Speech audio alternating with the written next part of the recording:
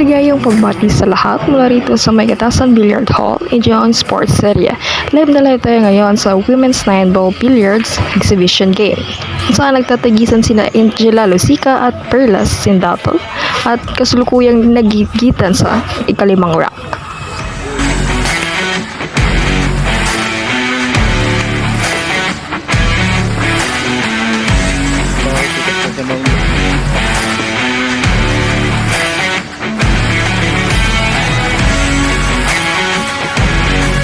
Ngayon, kasama natin si Pearl Sindatol, ang nanaig sa laro.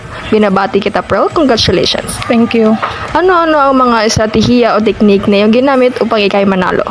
Good defense and pag-cut sa momentum sa imong kalaban. Ara. Thank you.